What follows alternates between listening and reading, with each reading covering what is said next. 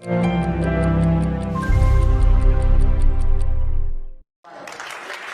the last hours before U.S. midterm elections, candidates were pounding the pavement in a final push to mobilize supporters, many of whom say the issues of inflation, abortion, and democracy are on the ballot.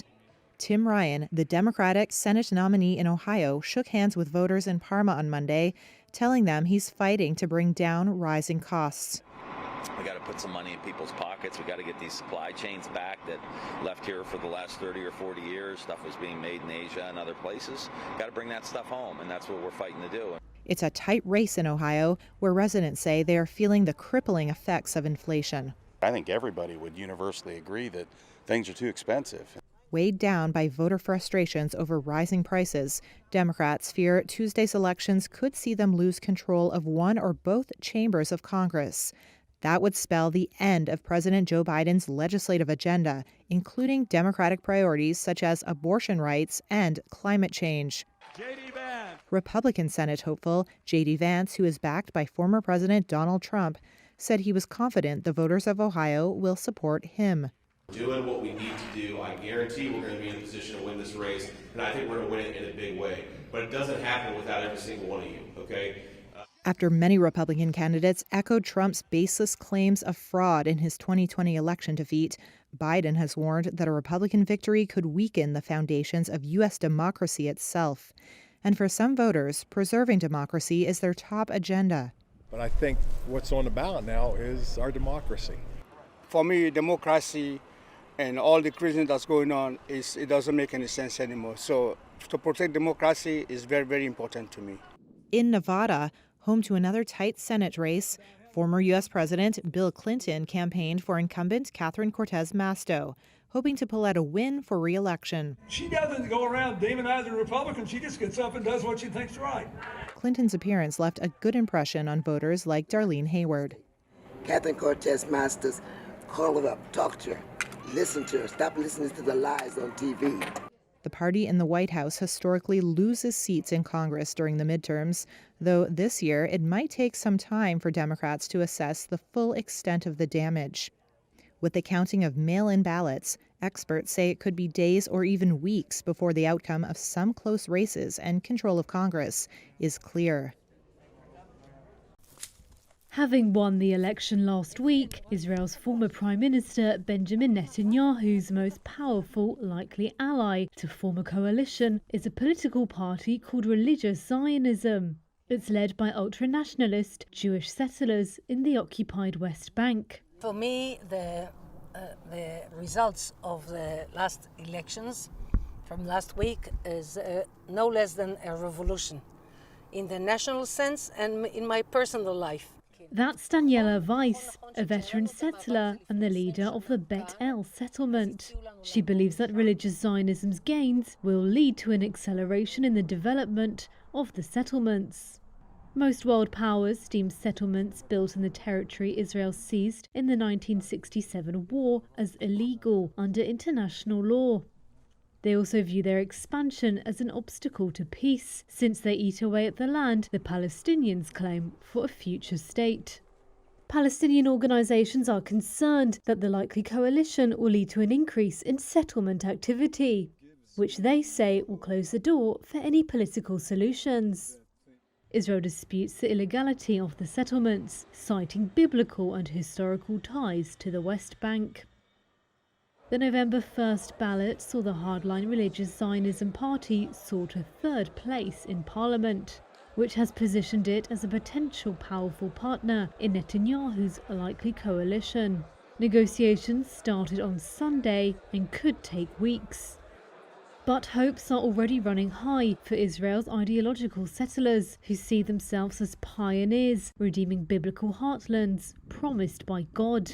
For me, from the point of view of a person who is heading a settlement movement, for me it's a victory for all these hills. More than 450,000 people are Jewish settlers in the West Bank, home to about 3 million Palestinians who exercise limited self-rule there. Settlers driven ideologically to smaller enclaves deep in the territory are a minority of the settler population. But they are nonetheless a powerful political force, including in Netanyahu's Likud party. Something Israeli settlers like Moshe Belegrodsky, who is Bet El's coordinator, are banking on. Gives me more hope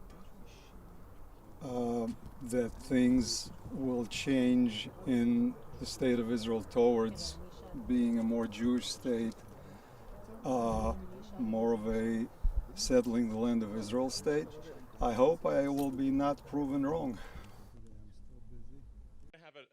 The world's richest man and Twitter's new owner, Elon Musk, threw his weight behind Republican candidates ahead of Tuesday's U.S. midterm elections, tweeting on Monday that the GOP could use control of Congress to act as a balance against President Joe Biden. Musk directed his Twitter message to what he called independent-minded voters, writing, quote, "Shared power curbs the worst excesses of both parties. Therefore, I recommend voting for a Republican Congress, given that the presidency is Democratic." Musk's message to his over 110 million followers represented the first time the head of a major social media platform explicitly endorsed a U.S. political party. And it comes as Musk has faced criticism from some groups who believe his so-called absolutist stance on free speech will increase misinformation on Twitter, leading some advertisers to pull spending from the platform. Musk, also CEO of Tesla, has been critical of the Biden administration and Democrats for their proposals to tax billionaires and give more tax incentives to union-made electric vehicles. Tesla does not have unions at its U.S. factories. Republicans are favored to win a majority in the House of Representatives in Tuesday's elections, with the Senate rated a toss-up by nonpartisan election forecasters. Republicans could use a majority in either chamber to bring Biden's legislative to a halt and launch potentially politically damaging investigations into Biden's administration and family. Musk bought Twitter last month. In one of his first acts, the company laid off half its employees and flagged a drop in ad revenue. But the company's head of safety and integrity said the platform's content moderation capabilities remain in place. Yeah, I got the winning number here. I'm gonna cash it in. Americans on Monday were lining up yet again to buy Powerball tickets, dreaming of winning the $1.9 billion jackpot. What are you going to do if you win? Give most of it away and enjoy the rest of my life and help people to enjoy theirs too. The jackpot had jumped to the record high after repeated drawings failed to produce a winner. If someone has a ticket matching all 6 numbers drawn, they can choose either a one-time lump sum of $929.1 million in cash or multi-million-dollar annuity payouts stretched out over 29 years. The odds? 1 in nearly 3 million. After Saturday's drawing, so many people were trying to check their tickets online that the Powerball site crashed, according to multiple media outlets. It remained down Monday afternoon, and it was unclear when the site would get back to normal. Powerball officials could not be reached for comment. U.S. stocks ended higher Monday on the eve of the November 8th midterm elections, with Republicans favored to win a majority in the House of Representatives, ushering in a divided government, a scenario often favored by investors. The Dow ended more than 1.25% higher, while the S&P 500 and NASDAQ finished up just shy of 1%.